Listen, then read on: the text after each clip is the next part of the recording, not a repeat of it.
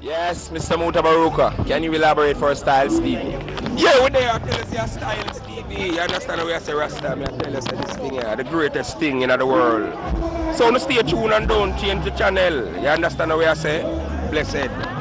Quite I so. love you, Stevie. I love you. Woman, I don't wanna be alone, sitting waiting at the telephone, hoping someday you'll come back home. Young man, a Style TV, make sure you keep it locked. Can you say so? Bless. People, welcome to another hype week of Styles TV, Eyes on Dance Hall. I'm your hostess, Peach, and I am so hyped, and it is such an honor to have you on the show. How you doing, Barney? Well, it's a pleasure to be on the show, Peach, because, you are one of my favorite TV personality. Thank you. So everything you started the program, I know I should be here, but now I'm here. Good things come to those who wait, but not for those who wait too late. For those of you out there, because it's a new generation of people coming into the dance hall. Father Barney with Stone Love? Yes, my dear. I'm still affiliating, and I will always be affiliated with the world immortal Stone Love. It's a family thing. This marriage, there's no divorce. Right. Right. So as we say, the word is Stone Love. That means it's something solid as a rock.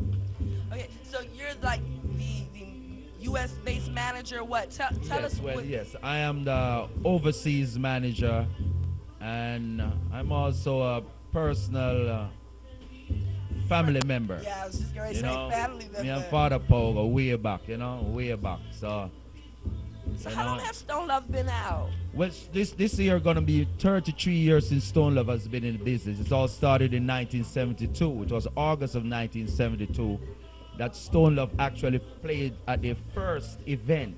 Okay. Which in that event was a party for Tinga Stewart's daughter, who happens to be 33 years old this year. So it was her birthday party. Oh. So that's when it all started, the whole dream work of what we call dream. Well, I was only a few months old because I was born in 1972, even though I'm still 25. You out there know that. But yeah, I was born in 1972, and it's hard to be because you all don't look your age. When I look at you and We Power, I feel like y'all my age. Well, actually, look, I'm 16 for everyone, but right? I just celebrated my 50th birthday.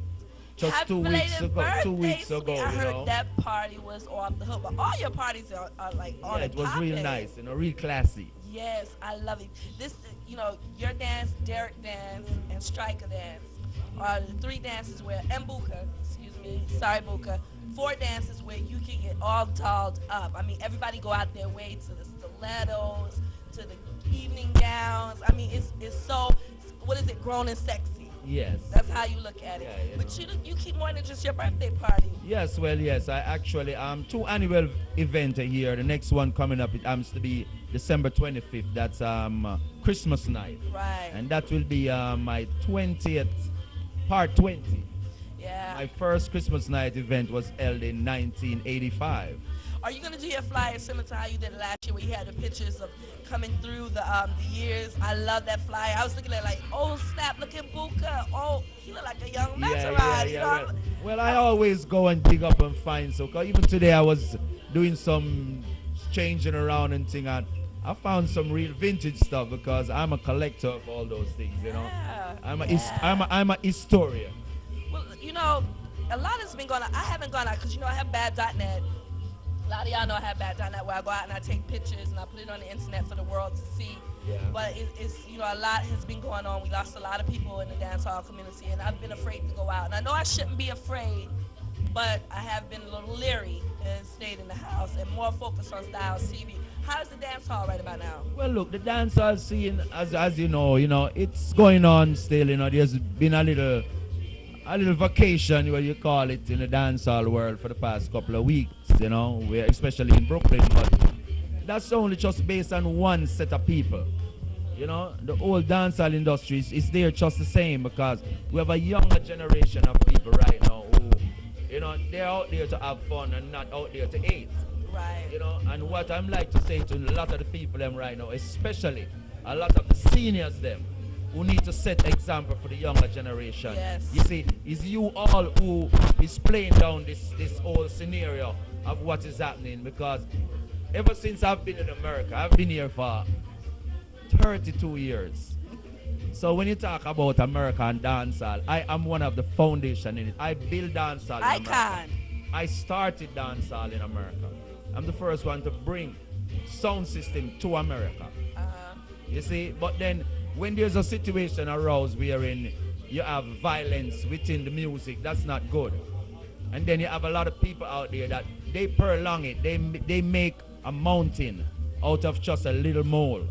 You know, so someone, everyday people get killed. You know, it's an ongoing situation. But then, the people for them who goes around and spread the news about this say and that say and all that, they need to stop. They need to stop, and they need to teach the younger youth them how to love and not to hate. So right now the dancehall community and the music industry on the whole, hey, it's ever been going good. It's doing good. I mean, we've lost quite a few of our brothers and sisters. We just recently lost another one who later on in the show I'm going to send my condolences out to her. Yes. We lost two, and Mama T. Yeah, two icons in the business. Yeah, L.A. Dion, rest in peace. We love you all. You're in our hearts. Your memory will forever go on. As long as we all know you, the great parties that y'all had, trust me, rest in peace. I'm going to miss you so much. But I'm going to talk about that later because I start crying. And I got Father Barney here. Article about my birthday. Why don't you tell us more about it? Which one? My birthday that just passed? Yeah, I heard it was an article in, what's the magazine called? Where's that? Where's that magazine? Yeah, where's that magazine? Tell us about it. Come on, tell the people who haven't seen it. Yeah, it's the Where's That magazine. That was just a little article, a brief encounter of what the music industry is going through, and the whole Stone Love organization, so on and so forth.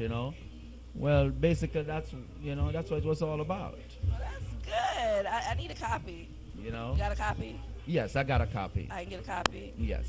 All right, definitely. And there's a few errors that was made in the magazine, but then, it's all good. You know what? This is what I want to know. I've kept, this year will be the first year I haven't kept a party. I remember 2003, January, when I kept my party in Tropical Reflection, and you calmed me down. It was like 2:30 in the morning, and nobody was there. Remember? Yeah, and I tell you, don't worry yourself. Be cool. And it turned out rampacked. Exactly, I was so scared, and you calmed me down. Remember, you stood by me for a little while, and you was like, don't worry, everything's going to be all right. And I'm shaking like, but no one's here. It's 2:30 in the morning. And normally 2:30 in the morning, someone's there. There was nobody in the club. And normally it's somebody in the club. And Father Barney calmed me down, and thank you so much. You were going to leave. He was like, I'm sorry, I'm passing through. But I have another party to go to, and you end up staying the whole night. And I want to thank you for that. Yeah, well, I think give you a picture from there, too. Yes. You stayed there. It's like I had all the foundation promoters, soundmen, all of them came out and showed me so much love. It was a wonderful event. I tell you, this is a New York way, If you see 2:30 coming, nobody's there, don't worry. You got to worry at 5:30. Right? Because within an hour time, you wonder where they're coming from, where is a plane, a train, a bus, or what, but, they just fall right in there, This is New Yorker, but it's a pity that the scene has changed wherein now the parties don't go late anymore. And the reason for why the people have to close off the party at 4 and 4:30, it's our fault. Yeah. You understand me? And when I say our fault, I'm not going to put the blame on just one person. I mean the whole dancehall fraternity, Lot of respect. And law is the law. You see? And if you disrespect the law, then, hey, they're going to reach out and get you. And you see, we're in the police department, the NYPD. We come to Jamaica and all our reggae music and all. Let's say reggae music people who go to reggae event don't have any respect for the law. So they're going to cut it. I remember the days when we used to leave a party at 9 o'clock in the morning. Oh, I remember those days. 9 o'clock and go have breakfast. And then after that, we still go to another party because we used to have a thing called after hours party. Our party used to go until 8 in the morning. We leave and we go to have breakfast. And then we used to have some after hour joints, right? Some on Rogers, tours on Rogers. And when we leave there and we go into those parties, you don't know if it's day or night. And we don't get out there until 3 o'clock in the evening. So you said Rogers, is that the legendary turntable? No. Turntable wasn't on Rogers? These were like underground spots, you know. Oh, because I heard a lot about them. These were underground spots, you know. Jagga Booker B can tell you about them parties. Booker, tell me about it. Tell me about it. Booker B. I met this gentleman here 1986. August 12th, 1986. And my first return to Jamaica after 13 years in exile, because I have to call it exile because it was 13 years before I could return to my own country because of a lot of things, you know, political unrest. And I was a very, you know, rebellious youth as a revolutionist. And when I returned back to Jamaica after 13 years in exile to bury my grandmother, I met this gentleman, which I had an event that year, and that's how I got really associated with Stone Love even more. You know, because that event was a Stone Love Classic. And this gentleman is one of the gentlemen who are responsible for a lot of things in the dance hall right now, especially the way they talk. You know, this gentleman and Rory changed the whole dance hall industry and make it a business. Because when Classic came to America, I wasn't with Stone Love then, I was associated with Stone Love. Classic left Jamaica on a journey, and that's when Stone Love actually took over, because Classic was the #1 sound in Jamaica for quite a number of years. When it comes to specials, Classic is the man who invents specials, who runs specials in Jamaica. You see, a lot of people don't really know that.